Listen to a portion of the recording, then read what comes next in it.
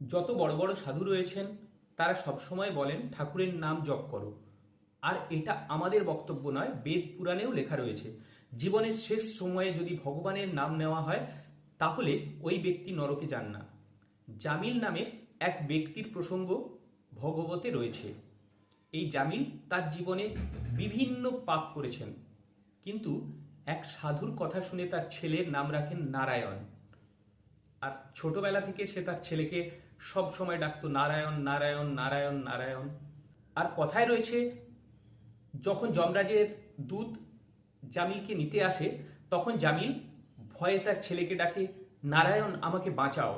আর তা শুনে ভগবানের দূত আসেন। ভগবানের দূত মানে নারায়ণ দেবের দূত। তিনি আসেন তাকে বাঁচানোর জন্য।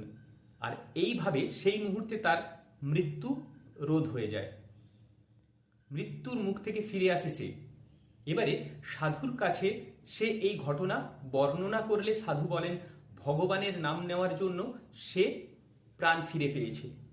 সেই দিন থেকে সে তার লাইফ চেঞ্জ করলো, এই বলে যে যদি না জেনে ভগবানের নাম নিলে আমার পাপ ধুয়ে যায়, আমি এই অবস্থায় ফিরে আসতে পারি, তাহলে যদি আমি জেনে না ঠাকুরের নাম জপ করি তাহলে কি হতো। তো যে কোনো অবস্থাতেই ভগবানের নাম জপ করুন। প্রহ্লাদজির চরিত্রের কথা থেকে আমরা জানতে পারি ভাব কুভাব অনক অলসু নাম জপত মঙ্গল দিশিদশু।